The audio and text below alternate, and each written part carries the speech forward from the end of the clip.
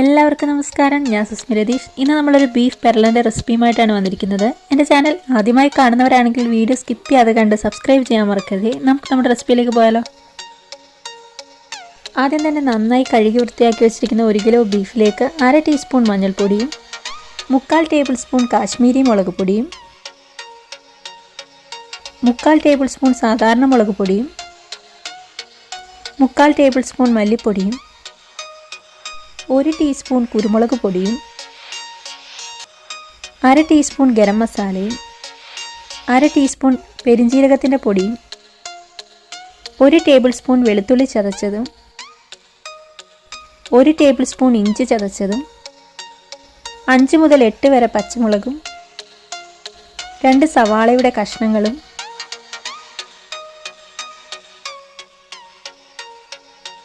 1 medium type തക്കാളിയുടെ കഷ്ണങ്ങളും 8 മുതൽ 10 വരെ ചെറിയ ഉള്ളിയും കുറച്ച് കറിവേപ്പിലയും 1 ടേബിൾ സ്പൂൺ വെളിച്ചെണ്ണയും ആവശ്യത്തിനുള്ള ഉപ്പും ചേർത്ത് നന്നായി മിക്സ് ചെയ്തെടുക്കാം. ഉള്ളിയും തക്കാളിയും പച്ചമുളകും കറിവേപ്പിലയും മസാലകളും എല്ലാമായി നന്നായി തിരുമ്മിയെടുക്കുക.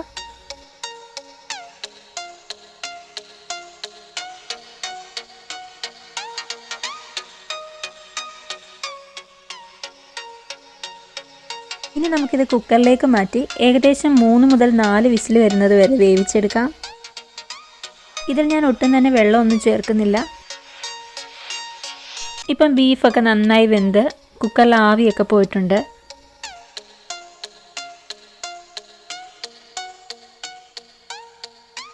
ഇനി നമുക്കൊരു കടായി അടുപ്പത്ത് വെച്ച് അതിലേക്ക് 1.5 ടേബിൾ സ്പൂൺ വെളിച്ചെണ്ണ ഒഴിച്ച് ഇതിലേക്ക് 1/4 ഭാഗം തേങ്ങാക്കൊത്തും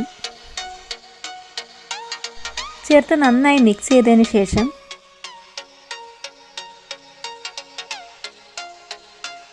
ഇതിലേക്ക് 1/2 ടേബിൾ സ്പൂൺ ഇഞ്ചി ചതച്ചതും 1/2 ടേബിൾ സ്പൂൺ വെളുത്തുള്ളി ചതച്ചതും ചേർത്ത് നന്നായി വഴറ്റിയെടുക്കാം.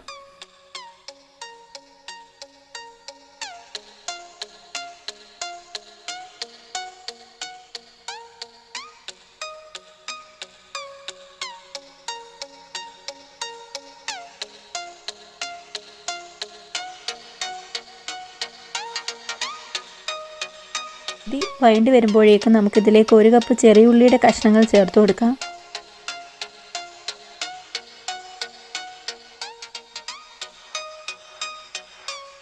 ഇനി ഇതിലേക്ക് ആവശ്യത്തിനുള്ള ഉപ്പ് ചേർത്ത് നന്നായി മിക്സ് ചെയ്തെടുക്കാം.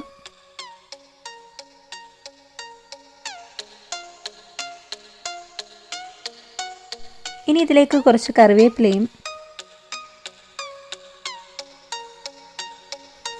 3 പച്ചമുളകും ചേർത്ത് നന്നായി വഴറ്റിയെടുക്കാം.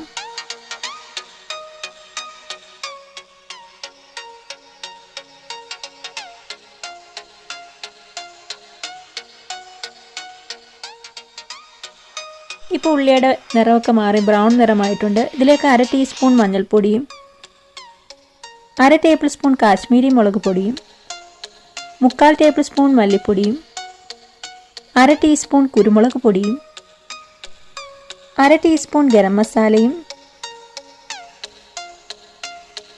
1/2 ടീസ്പൂൺ പെരിഞ്ജീരകത്തിൻ്റെ പൊടിയും ചേർത്ത് മസാലയുടെ പച്ചമണം മാറുന്നത് വരെ നന്നായി മിക്സ് ചെയ്തെടുക്കാം.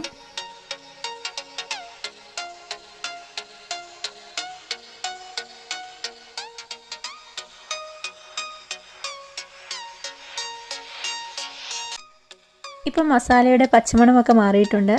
നമുക്ക് വേവിച്ച് വെച്ചിരിക്കുന്ന ബീഫും ആ ഗ്രേവിയും കൂടെ ഇതിലേക്ക് ചേർത്ത് കൊടുക്കാം.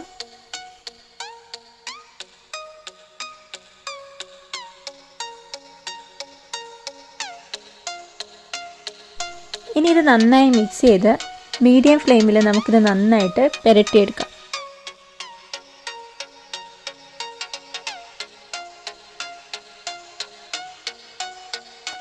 ഏകദേശം ഈ പരുവം ആകുന്നത് വരെ പുരട്ടിയെടുക്കാം.